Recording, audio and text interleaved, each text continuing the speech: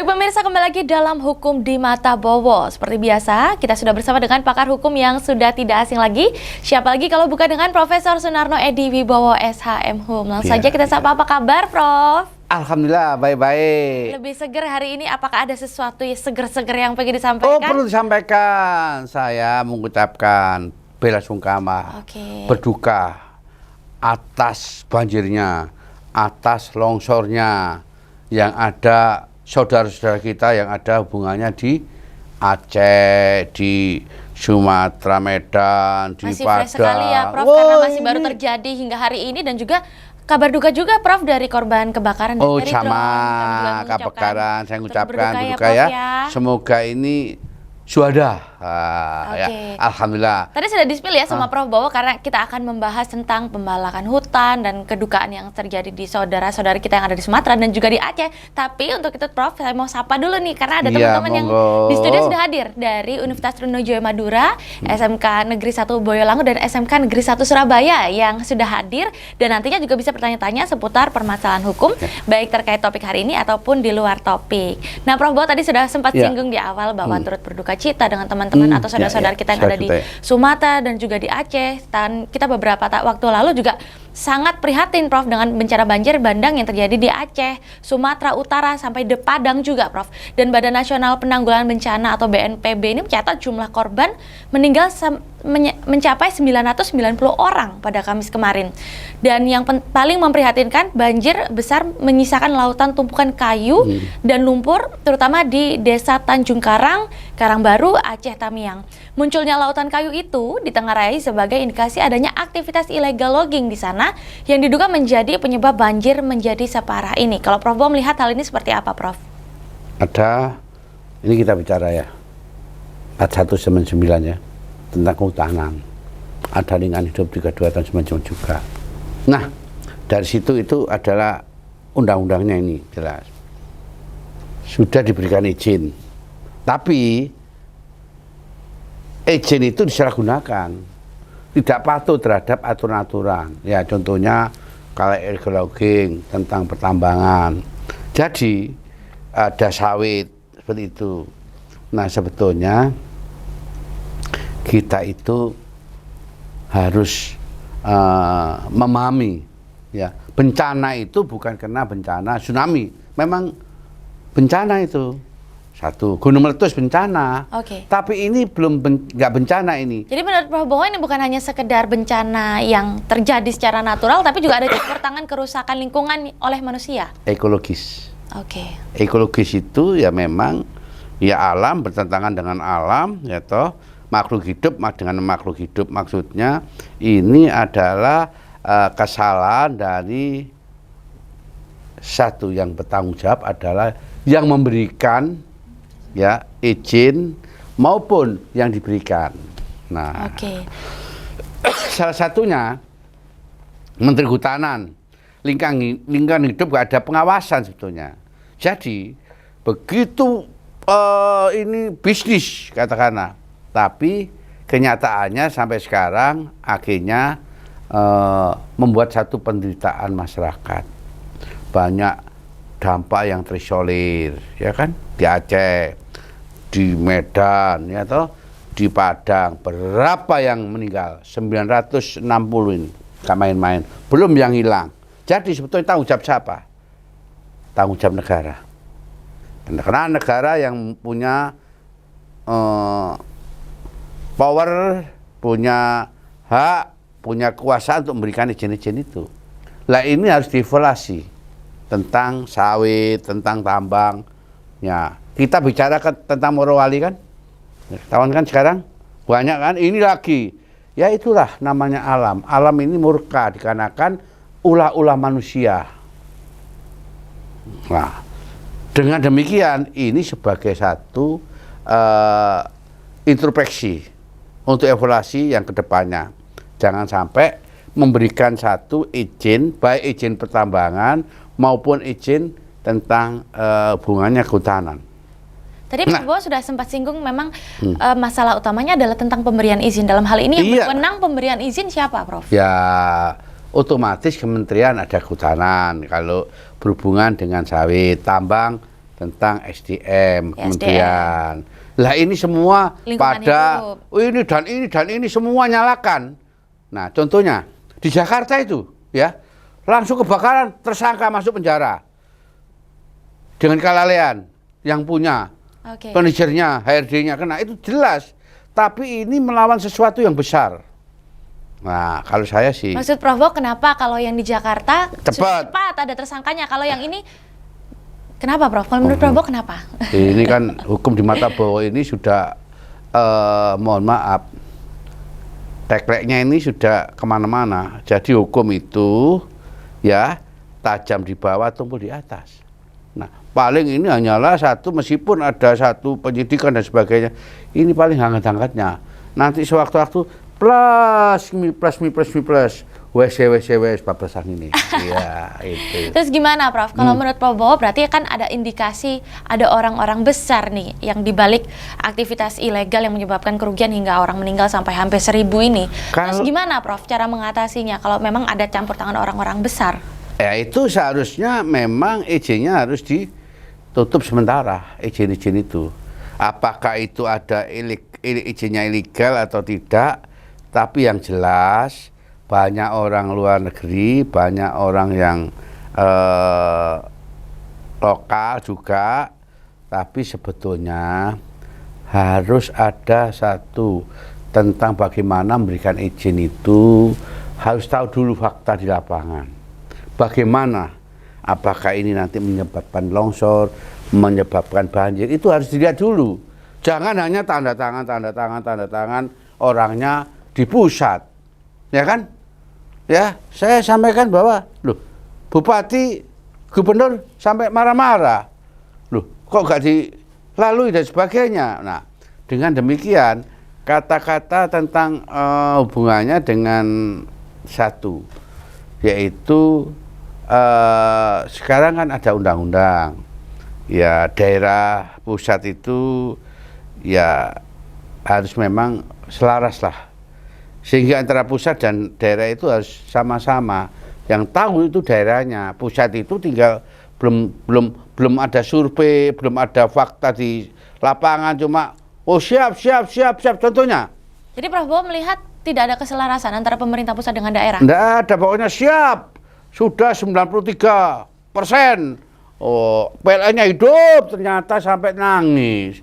Loh, itu fakta. Jadi sebetulnya pokoknya beres laporannya.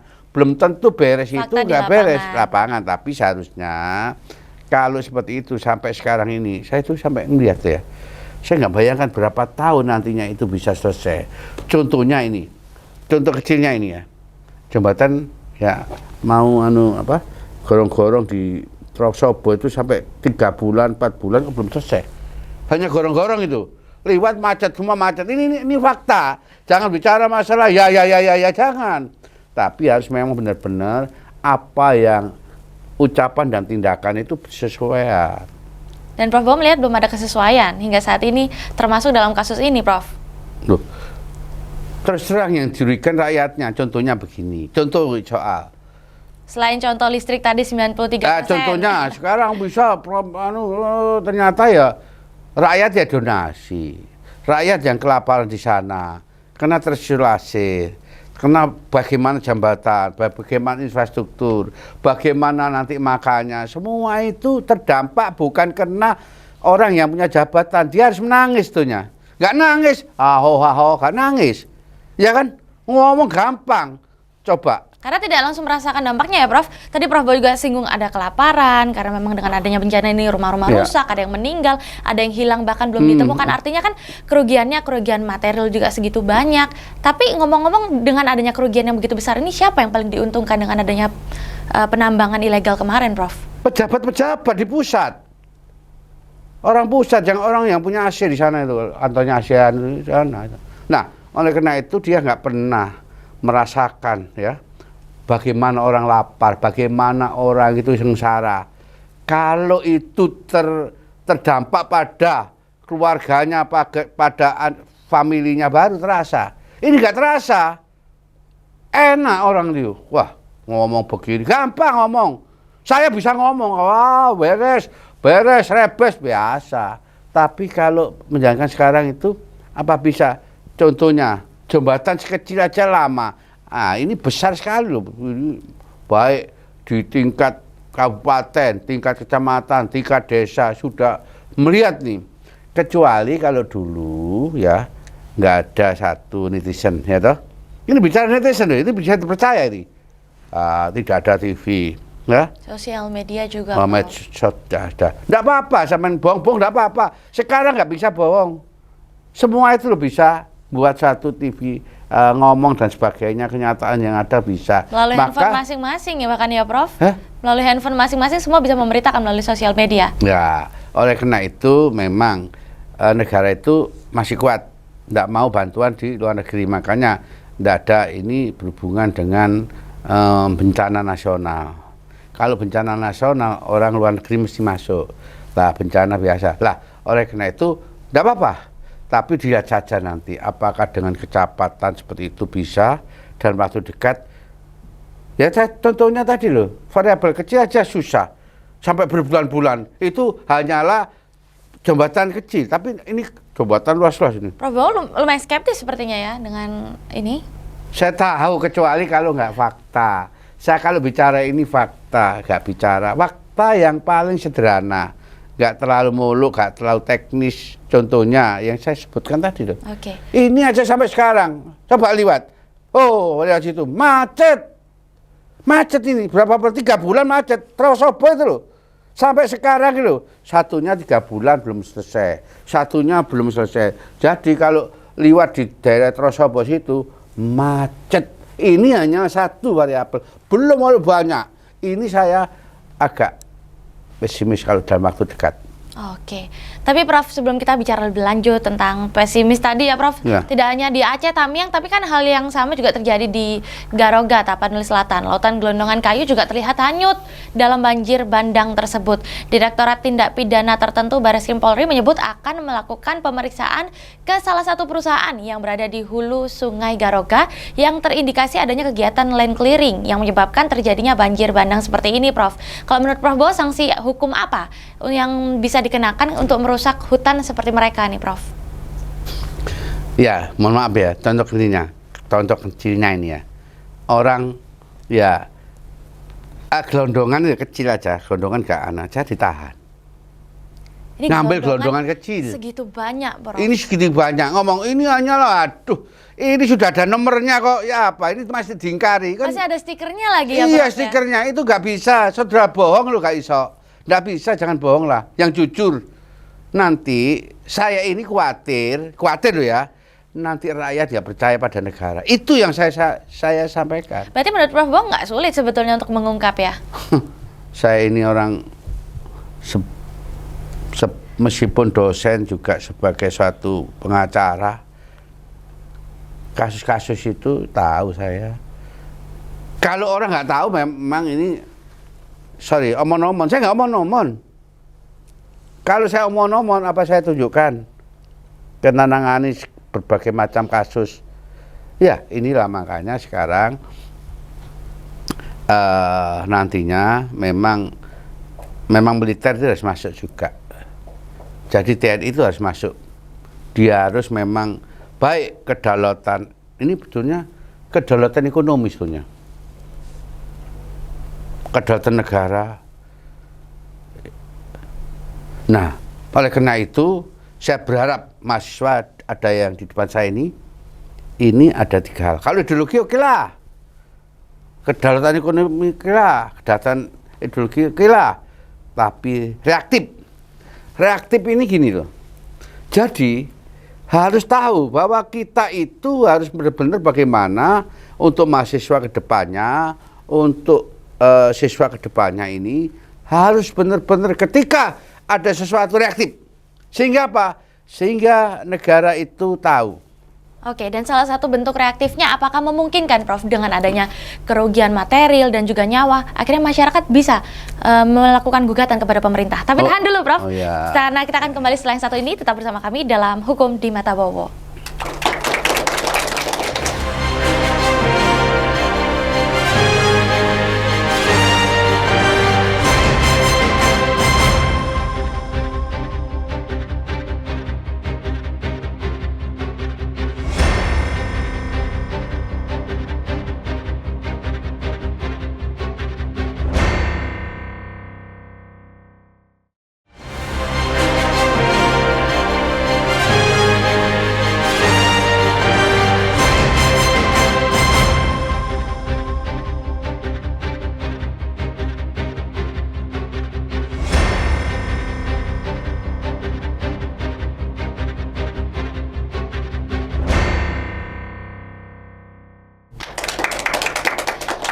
Baik pemirsa, kembali lagi dalam Hukum di Mata Bowo. Prof Bowo menyambung pertanyaan yang tadi sempat terputus, Prof. Kalau memang benar masyarakat ini kan sudah merasakan kerugian, juga kerugian material, apakah bisa melakukan gugatan, Prof, kepada pemerintah? Dan juga apa sanksi hukumnya? Ada gugatan subsidi, jadi masyarakat bisa gugat sendiri atau gugatan class action kalau gugatannya. Gugatan tentang kebersamaan, gugatan perwakilan. Tetapi kalau pidananya pasal 50 kehutanan itu ada 15 tahun pidananya. Tapi tidak tahu diproses atau tidak. Saya belum tahu. Lingkungan hidup juga 15 tahun ada dendanya. Tapi kok saya nggak yakin, kalau sudah orang besar itu nggak yakin. Nggak karena yakin akan diproses. Nggak yakin akan diproses maksudnya, Prof? Iya, paling prosesnya hanyalah ya hangat-hangat saja, lama-lama wes gitu. Kok perasaan saya seperti itu. Itu untuk yang memberikan izin, tapi kalau untuk pemilik modal, pemilik lahan, seperti apa, Prof, sanksinya? Sanksinya sama dong. Tapi kalau yang memberikan izin kan otomatis gratifikasi. Oh, oke, nanti berarti ada apa? Tanda kutipnya apa ya? Oh, okay. Tapi kalau yang berhubungan sanksi yang diberikan izin ketika melanggar aturannya, oke, diberikan izin lah. Tapi sanksinya apa? Nanti sanksinya ya direkturnya akan terjadi. Tapi apakah mampu enggak? Kenapa? Karena ini pemiliknya ini orang besar-besar. Jadi negara ini diliputi orang bisnis semua. Jadi kita kembali ya merefresh Morowali sampai Kementerian Pertahanan Keamanan ya ngomong negara di dalam negara. Nah, ini kan repot. Berarti bisa untuk menguasai negara. Lah inilah yang harus memang benar-benar saya katakan mahasiswa ini reaktif. Karena nanti calon kedepannya kan mahasiswa toh.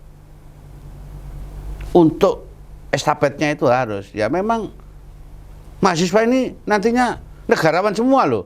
Tapi belum sekarang saatnya, kalau sudah lulus dan sebagainya nanti itu harus hati-hati.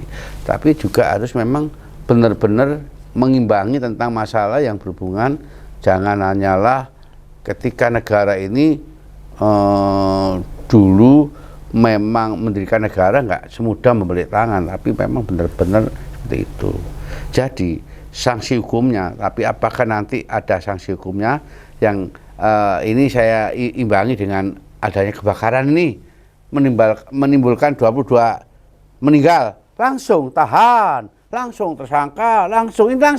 Wah, ini banyak tapi masih ya saya tunggulah. Apa yang menurut Prof menyebabkan agak lama nih? Ketakutan, takut negara itu benar. Oke, tapi Prof positif thinking, apakah memang ini bisa benar-benar diselesaikan secara real dan transparan, sekalipun menurut Prof ada dugaan permainan dari orang-orang dengan kekuasaan nih? Saya ini juga teoritis juga faktual. Faktualnya itu seringkali terjadi seperti ini. Ya, saya nggak bicara sebelum ada kepastian hukum. Saya belum bicara optimis. Tapi belum. Kalau belum ini masih dalam arti awang-awang. Cuman ini sampai sekarang masih penyelidikan. Belum ada dik loh ya. Kalau penyelidikan masih lama. Masih ditingkatkan ke dik. Ini belum. Jadi bagaimana tentang masalah sudah kelihatan nampak di depan mata, ya kan? Kelihatan sudah.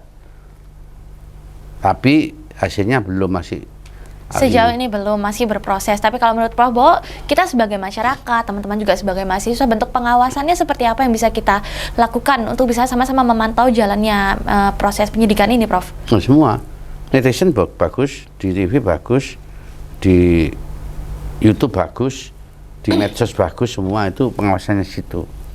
Negara itu ketika agak goyang, kena ada netizen itu takut semua akhirnya reaktif kan, ya kan, karena banyak yang menyampaikan. Sekarang yang lain-lainnya juga ngawasi. Kadang-kadang kita harus menyampaikan berita yang subjektif, ada yang objektif, tapi yang jelas kita objektif. Oke. Jangan sampai kita itu menutup-tutupi sehingga masyarakat itu sampai nangis, sampai begitu, jangan. Nah, karena ini harus hadirnya negara ini bagaimana menyelesaikan dulu orang yang terdampak dengan adanya banjir, longsor ini diselesaikan dulu lah. Soalnya apa? Ini menyangkut nyawa, menyangkut manusia, menyangkut rakyatnya.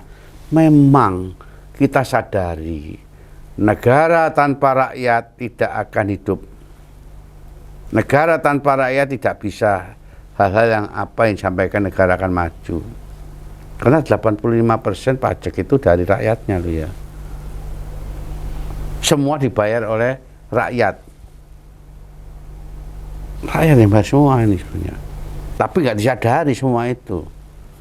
Bahwa semua harus kepentingan rakyat. Lah ini rakyat ini nggak menerima sesuatu, malah sekarang menjadi persoalan. Ya, Prof, ya. Nggak dapat menerima manfaatnya, tapi malah kena dampaknya. Bagaimana tangisannya, bagaimana penderitaannya, bagaimana tentang dia bisa makan atau bisa minum, bagaimana karena terisolir ya toh, sampai begitu, bagaimana itu anak kita sampai meninggal semua. Akhirnya apa? Rakyat tetap hidupnya ya rakyat, ya kan? Dan menurut Prof ada sistem yang memang dirubah secara besar-besaran ya Prof ya. Tapi menurut Prof gugatan ini ditujukan untuk mendorong pemerintah untuk melakukan evaluasi penanganan dan mitigasi bencana ekologis yang terjadi sejak akhir November 2025. Langkah ini diambil setelah respon pemerintah dinilai lamban Prof terhadap seruan publik yang meminta agar rentetan bencana ditetapkan sebagai bencana nasional. Seperti apa mekanisme gugatan rakyat kepada pemerintah? Gugatan sudah ada, tapi tidak tahu ujung-ujungnya putusannya bagaimana. Saya kok yakin. Apa revolusi besar-besaran yang harus dilakukan, Prof? Ya, ini akan terjadi kalau revolusi besar-besaran nantinya akan berdampak ketika nanti masyarakat Aceh, masyarakat Medan, masyarakat dari Padang nanti akan berpindah semua ini. Soalnya kecemasan, ketakutan nanti akan kedua kali. Wong ini masih bagaimana? Kalau contohnya ya ada tambang akan longsor, ya toh, nggak bisa untuk mencegah, menjaga. Yang dimaksud pohon itu ya pohon lindung itu. Wah, tanamannya bisa begitu, teduh dan sebagainya. Kalau hanya sawit itu kan hanya bukan pohon, tanaman. Bisa mendivisikan antara tanaman dan pohon, tapi belum bisa. Ini yang menjadi persoalan. Nah, tanya itu orang biologi itu. Yang tahu itu orang biologi itu. Tahu benar antara definisi pohon ya toh dengan tanaman. Kalau tanaman tidak bisa. Ketika ketahuan kan saya lihat apa? Melihat bahwa ternyata ada banjir, sawitnya kelihatan kimpul gitu loh. Benar ini. Coba kalau ada penyangganya pohon yang besar seperti ada beringin, kayu jati, mahoni, wow, bisa menyerap dan gak mungkin akan terjadi longsor karena disangga. Lah inilah gak diketahui, makanya jangan main-main ya. Alam itu bisa marah, alam itu bisa murka, terjadi berkali-kali seperti ini. Tapi kalau saya katakan bahwa itu kalau memang berdampak ketika adanya gunung meletus, tsunami, gempa bumi itu kan memang benar-benar bencana. Tapi ini bukan bencana bukan. Ya, Prof Bowo. Dan kalau Prof Bowo melihat sekarang ada di tahap penyelidikan, apakah menurut Prof Bowo nggak terlambat? Kenapa sudah ada korban jiwa banyak baru selidiki? Kenapa tidak dari awal-awal ketika ada pemberian izin sudah diantisipasi seharusnya, Prof? Terlambat sudah. Tahu lagu terlambat sudah itu? Ya itu lagunya itu. Ya kan? Kata-kata terlambat sudah ini sebetulnya seperti itu. Ini sudah jelas kok. Fakta sudah ada, bukti sudah ada. Rakyatnya sudah kelimpungan semua, sudah ada, tapi masih ada ini macam-macam. Ini kan sesuatu yang hubungannya nggak ada satu yang berhubungan bagaimana rakyat itu menyegarkan, ya masyarakat di sana itu tangisnya, susahnya, ya kadang-kadang bisa makan atau tidak, bagaimana tidurnya, lampunya nggak hidup semuanya kayak gitu. Nanti bagaimana pembangunannya itu, jangka panjangnya bagaimana, itu kan harus. Saya kira kalau dalam waktu dekat nggak bisa itu. Kenapa? Ya contohnya saya sampaikan itu, hanya jembatan hanya ini aja loh, lama. Saya nggak bisa apalagi memperkirakan. kerusakan sebesar ini ya, benar Waduh, Prof. sudah ya. lama ini. Makan waktu bertahun-tahun ini. Kalau menurut AHY ini bahkan untuk revitalisasinya membutuhkan biaya mencapai 50 triliun loh, Prof. Loh, gak triliunan, lebih nih. Bisa saja nantinya terjadi bukan 50 triliun, tapi itu hanyalah perkiraan. Tapi nanti angka yang dihitung adalah tentang hubungannya dengan orang-orang yang berhubungan dengan ya akuntansi, berhubungan dengan nantinya auditnya, belum bisa. Terus rumahnya rakyatnya gimana? Bisa jadi lebih malah ya, Saya Prof, ya. bahkan saya menyampaikan pada Presiden bahwa utang itu dihapus, bukan kurnya saja. Utang-utang yang di bank-bank dihapus semua, ya toh? Ya 100 juta dihapus semua. Lah orang nggak punya rumah.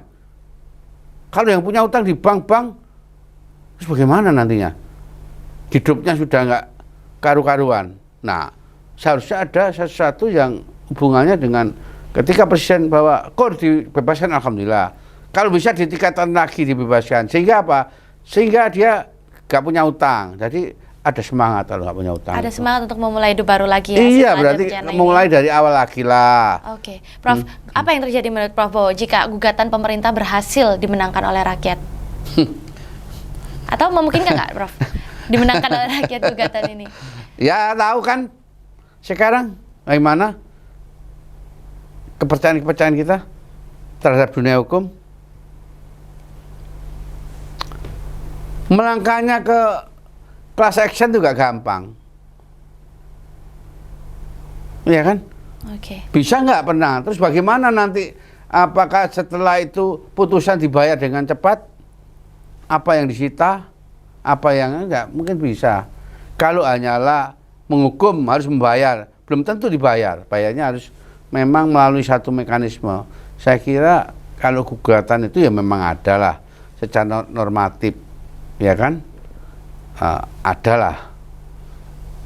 Ada memang sesuai dengan semanya ada. Tapi nanti pada akhir-akhirnya nantinya kena lama. Enggak 1 tahun 2 tahun, lama. Nah, dengan lamanya itu apakah bisa nanti dengan putusan itu mengeksekusi tentang ada hubungannya kalau itu gugatan class action, ya kan? Nah, kelas perwakilan, gugatan perwakilan agak susah juga. Kalau salah satu ya baik warga negara gugatan negara, hanya personel bisa, ada 2 memang.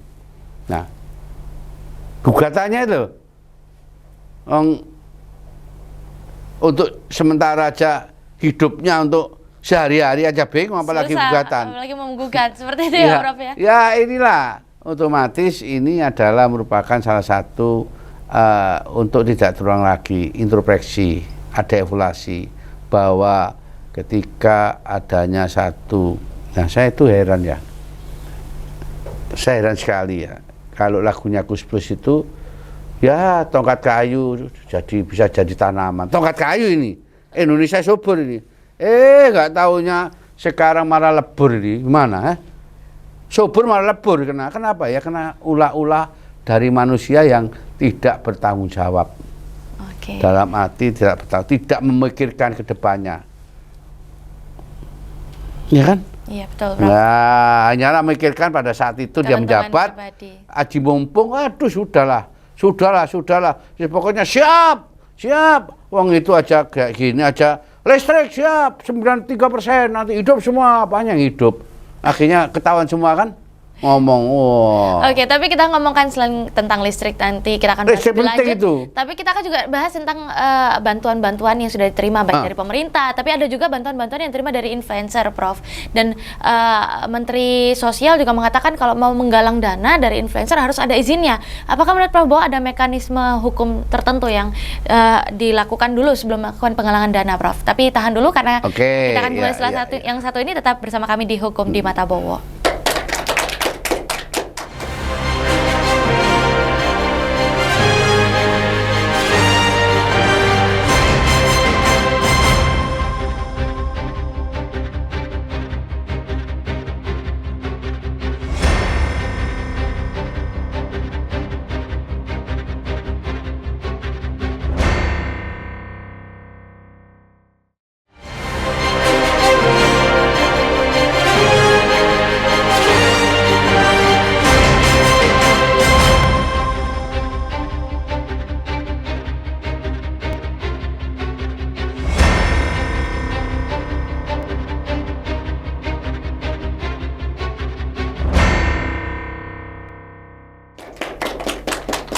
Baik, pemirsa kembali lagi dalam Hukum di Mata Bowo. Prof Bowo, kemarin memang Kemensos bilang ada aturannya kalau mau menggalang dana dari influencer, terutama kan memang yang digalang sudah mencapai nominal miliaran, nominal besar. Kalau menurut Prof Bowo, gimana Prof? Ya memang ada aturannya, ya Undang-Undang 9 tahun 1, kalau Permensosnya adalah 8 tahun 2024, itu memang ada aturannya. Kalau penggalangan dana itu tak ada kekhawatiran nantinya di korupsi, ya toh, ada kekhawatiran untuk nanti dipotong sebetulnya itu. Jadi kalau 500 juta ke atas atau minimal 500 juta itu harus memang. Nanti kalau hanyalah di bawah itu audit internal saja, tapi itu memang benar-benar. Lah, oleh karena itu memang apa yang saya sampaikan, ini galang dana aja, apalagi nantinya bantuan luar negeri kan nggak mungkin terjadi. Nah ini lama nantinya. Ya kalau orang mau bantu, mau yang lain-lainnya tidak ada masalah lah. Kalau menurut pendapat saya, sepanjang itu demi kebaikan tidak masalah. Sehingga ini untuk masyarakat, kalau mampu tidak apa-apa. Nanti jangan sampai nanti penderitaan itu akan lama, berlarut-larut. Supaya cepat sehingga masyarakat sana itu bisa hidup ya pada semestinya. Nah sekarang ini kan sebetulnya ini yang orang-orang masyarakat kan dirugikan. Yang menikmati adalah orang besar, tapi yang mensyarakat adalah ini berdosa loh ini.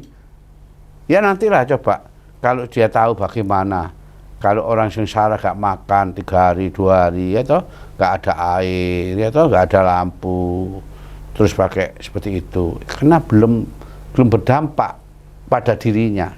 Kalau berdampak pada dirinya, oh tangisan hati itu, benar itu. Ya mohon maaf.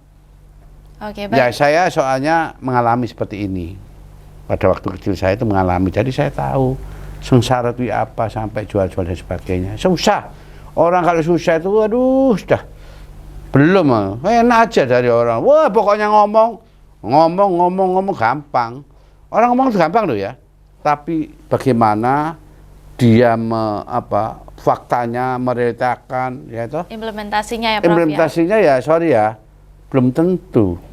Dan ini masalah ngomong-ngomong nih, di studio juga sudah hadir Prof. Teman-teman dari Universitas Trunojoyo Madura, ada dari SMK Negeri 1 Surabaya, dan SMK Negeri 1 Boyolali juga kepengen menyuarakan, pengen ngomong Prof tentang masalah ini. Boleh ya Prof? Iya itu. Lah inilah yang menjadi pemahaman saya, supaya nanti ada 3 hal. Ada kedaulatan ideologi, kedaulatan ekonomi. Saya sekarang reaktif. Ini mahasiswa harus reaktif. Supaya apa? Negara kita supaya utuh, ya toh, jangan sampai terulang kembali dievaluasi. Ini yang paling saya tunggu-tunggu memang. Pertanyaan-pertanyaan itu tunggu. Sehingga apa? Sehingga nantinya ini bukan daring, tapi offline langsung. Sehingga apa? Nantinya rakyat, masyarakat ini tahu sebetulnya apa yang akan terjadi. Supaya apa? Mengulas ini sesuai dengan aturan, ya, aturan hukum, ya, normatif, ya. Seperti itu. Jadi hari ini kita akan melihat bagaimana sih bentuk reaktifnya teman-teman mahasiswa dan juga teman-teman siswa yang sudah hadir di studio Surabaya. Kalau begitu langsung saja waktu dan tempat kami sediakan untuk pertanyaan pertama. Iya. Baik, perkenalkan nama saya Eleonora Rohmatullah Kusaini Putri dari mahasiswa Universitas Trunojoyo Madura, Prof. Nah, Prof, pemerintah pusat menganggap bantuan internasional belum dibutuhkan. Ada salah satu pemerintah yang bersuara, kita akan meminta bantuan jikalau merasa perlu. Apakah menunggu perlu dulu baru Indonesia membuka diri, Prof? Bukannya keadaan saat ini sudah memberi sinyal betapa pilunya kisah mereka sekarang. Bahkan banyak relawan juga turut hadir untuk mereka. Itu pun belum cukup menyeluruh ke pelosok daerah yang harus segera ditangani atau bahkan belum tersentuh, Prof. Bagaimana, Prof? Apakah pemerintah harus membuka diri untuk bantuan itu atau justru sebaliknya? Terima kasih. Wih, Bagus cakep. banget, Prof, pertanyaannya. Iya. Gimana, Iya, Prof? janganlah pemerintah egosentrisnya, janganlah. Oh, jadi menurut Prof bahwa pemerintah lumayan ego nih untuk menerima bantuan dari Janganlah luar. karena yang dipikirkan jangan diri sendiri, tapi bagaimana terdampak, terisolir, ya toh? Akhirnya apa? Coba dilihat. Ini mahasiswa punya suatu reaktif seperti ini dikarenakan tahu apa? Bukan hanyalah berita di radio, bukan, tapi fakta, melihat kenyataan itu ada seperti ini, makanya bisa cerita. Tapi Ya, kalau benar, menurut Prof bahwa pribadi berdasarkan fakta di lapangan, apakah memang kita betul-betul sudah butuh untuk menerima bantuan dari luar atau belum, Prof? Perlu. Kenapa? Ini ada kontradiksi antara ya pemerintah pusat sama pemerintah daerah. Ternyata pemerintah daerah itu sudah sampai nggak mampu. Ayolah, nggak ada masalah. Tenaga medis, tenaga apa dan sebagainya, apalagi dia membuka diri kok di sana. Soalnya tahu faktanya, yang tahu itu pemerintah daerah sana kan, bukan pusat. Kalau pusat, halo, ini enggak kan. Tapi kalau ini memang kenyataannya yang dihadapi adalah memang gubernur dari Aceh khususnya itu membuka diri. Nah, inilah penting. Kenapa? Kita itu sudah otonomi daerah kok. Bukan sentralisis, bukan. Pemerintah daerah itu penting. Yang tahu daerahnya pemerintah daerah, bukan pusat.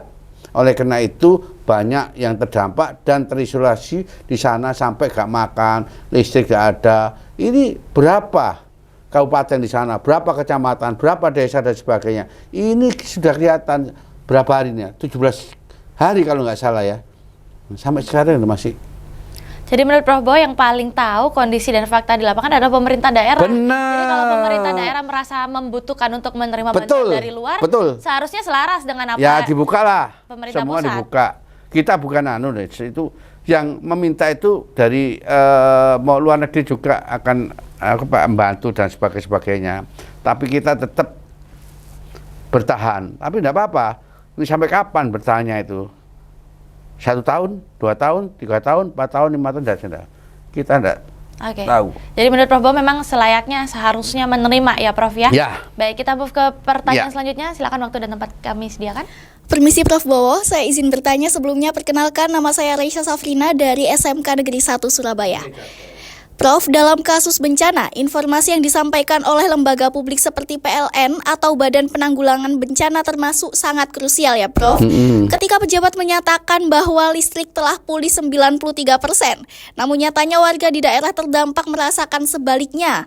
Lalu Prof, apakah pernyataan publik yang tidak akurat ini dapat dikategorikan sebagai pelanggaran hukum terkait informasi publik atau bahkan pembohongan publik? Seperti itu saja, Prof. Terima kasih atas waktunya. Bagus sekali, Prof, pertanyaannya. Wah, cakep. Dibahas Jadi- terus dari segmen pertama dan ternyata kena sentil juga Kena sama sentil juga. anak-anak mahasiswa. Ya itulah, kalau jadi pejabat publik jangan omon-omon. Harus implementasinya ada, diretakan ada. Contohnya apa yang disampaikan? Ini mahasiswa SMA loh ya. Gak main-main ya, sudah reaktif. Nah inilah sekarang ini pelajar, mahasiswa sudah reaktif. Saya doakan nantinya akan terjadi seperti ini. Negara gak main-main lagi. Gak omong-omong 93% dan sebagainya. Fakta Nggak di taunya lapangan. kebohongan. Ya kebohongan juga terima saya mohon maaf. Loh, gampang kata maaf gampang. Tapi yang didengar itu kalau pejabat sudah seperti ini, apa bertanggung jawabnya? Ini Nah gimana? Pertanggungjawabannya seharusnya apa, Prof? Lah pada rakyat kan, dia nggak akan ada kepercayaan itu. Maaf aja nggak cukup ya, Nggak Prof cukup ya? maaf. Berarti itu harus memang direalisasikan. Harus benar-benar. Saya itu loh ya, contohnya ya, kalau dulu saya itu belum ada listrik, itu aja lamanya bagaimana ya, nyambungnya, apalagi sekarang kerusakan. Saya ini kan tahu, Jangan sekarang ngomong sekarang itu nyambung listrik tuh lah dari desa ke desa dalam dulu loh, lamanya banget ini loh, rusak semua listrik. Wah, dalam waktu 2 hari, 3 hari, 4 hari. 93%. Ya itulah. Jadi itu adalah bisa dikenakan sanksi sosial. Oke. Nah, sanksinya sosial memang. Sejauh ini Demikian, sanksi Mas. sosial ya Prof ya. Baik, terima Ya. kasih Prof. Pertanyaan selanjutnya, silakan, waktu dan tempat kami sediakan. Baik, terima kasih atas waktu dan kesempatannya. Sebelumnya perkenalkan, saya Galuh Cynthia Meva Aula dari Universitas Trunojoyo Madura. Izin bertanya Prof, walaupun sudah memiliki Undang-Undang Nomor 32 Tahun 2009 tentang perlindungan dan pengelolaan lingkungan hidup, namun melihat situasi saat ini Prof, apakah sudah saatnya Indonesia memiliki undang-undang kejahatan ekologis yang secara khusus mengatur bencana akibat ulah manusia, mengingat Indonesia belum memiliki undang-undang tunggal yang secara eksplisit menggunakan istilah kejahatan ekologis atau ekosida. Terima kasih Prof. Oke, Wah, ini baik. Mantap Prof. Ini gimana, mantap Prof? ya. Memang ada asas ya, asas legalitas nih. Tidak ada sesuatu yang dapat dipidana kalau tidak ada undang-undang. Oke, dan sekarang posisinya sudah ada atau belum ada, Prof? Belum ada di lingkungan hidup tadi 32 tahun 99 tadi. Oke, tapi apakah sudah sesuai atau masih ada perlu sesuatu yang tambahkan, Prof? Perlu tambahkan kalau bisa ya ekologis itu ada hukuman seumur hidup mati kalau melanggar. Soalnya menyangkut nyawa seseorang banyak. Masif soalnya itu. Jadi dengan adanya peristiwa ini menurut Prof bahwa ada banyak sekali yang perlu direvisi atau Ya, ditambahkan revisi ya. Tapi ya undang-undang ini membuat undang-undang nggak semudah balik tangan. Soalnya apa? Soalnya kalau punya satu kepentingan, memang DPR cepat buat undang-undang. Tapi kalau nggak punya kepentingan ya. Tapi kan ini untuk kepentingan masyarakat, Prof, mengingat sudah banyak sekali korban jiwanya. Perampasan aset. Oke. Sorry ya, sudah ada nih. Ini contohnya. Nah, oleh karena itu berharap ya, apapun sudahlah kita percaya pada DPR nanti buat satu undang-undang benar ekologis. Jadi bukan. Dan ini sudah urgent ya, Prof ya? Urgent, itu penting. Jadi harus ada satu spesifik seperti itu. Kalau enggak, nantinya kepastian hukum itu abu-abu. Dan bisa terulang lagi ya, Prof ya? Jangan-jangan di daerah lain juga akan bisa begini lagi kalau tidak ada kepastian hukumnya. Iya, maka itu cepat. Ini sudah harus mendesak. Urgent, mendesak, urgent. harus segera dibuat. Benar, Gitu ya, Prof, urgent. ya? Oke. Cakep itu. Baik, kita move ke pertanyaan selanjutnya, boleh ya, Prof ya? Silakan, waktu dan tempat kami sediakan. Terima kasih untuk Ya. waktunya. Perkenalkan, nama saya Davina dari SMK 1 Boyolangu. Baik Prof, dalam konteks tuntutan ganti rugi perdata melalui gugatan perdata atau citizen lawsuit, sejauh mana hukum lingkungan Indonesia mengatur kewajiban bagi pelaku illegal logging untuk tidak hanya membayar kerugian material, tetapi juga membiayai restorasi ekologis secara menyeluruh terhadap daerah aliran sungai dan hutan yang telah dirusak, agar fungsi mitigasi bencana lahan tersebut pulih. Terima kasih. Oke, Ya, baik. ini Gimana, Prof? city logis nih ya, citizen logis tadi, citizen law ya, itu penting. Jadi kalau bisa ya rakyat semua gugat semua ya, biar nanti numpuk-numpuk gugatannya ya. Oke. Iya toh, Pertanggungjawabannya gimana, Prof?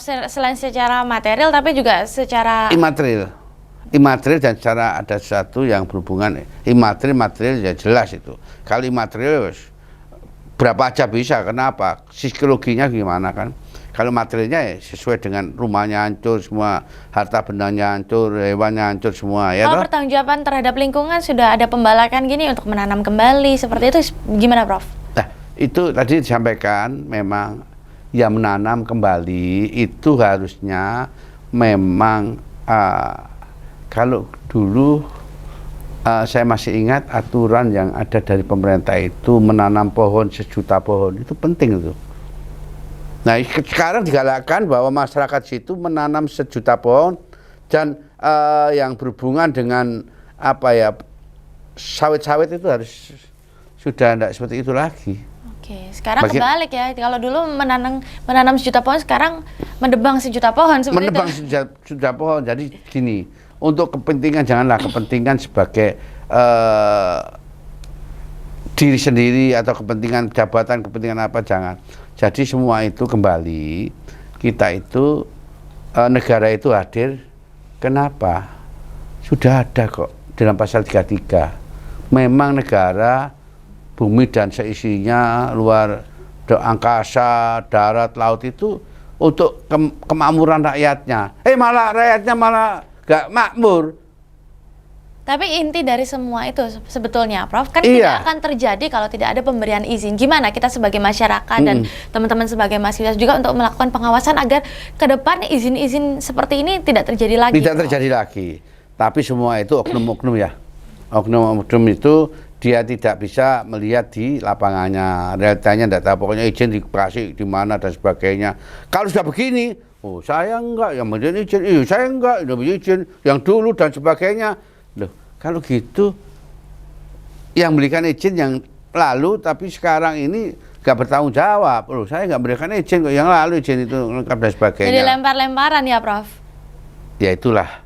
Jadi masyarakat sudah tahu, sekarang jejak digitalnya apapun masyarakat harus hati-hati ketika nanti orang datang ya untuk memilih dan sebagainya, hati-hati. Supaya apa?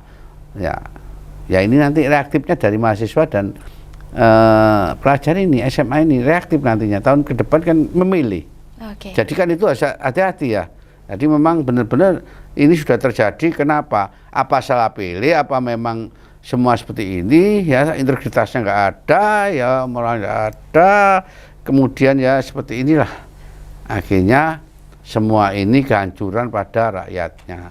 Kalau seperti itu, nah apa yang terjadi jangan terulang kembali seperti ini. Sehingga apa?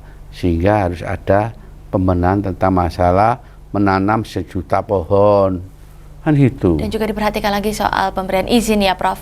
Terakhir mungkin sebagai penutup, Prof, apa pesan yang mau Prof Bo sampaikan kepada korban bencana banjir dan juga terutama kepada pemerintah dalam menangani situasi seperti ini? Nah, oleh karena itu ini dampak korban banjir ya, tanah longsor.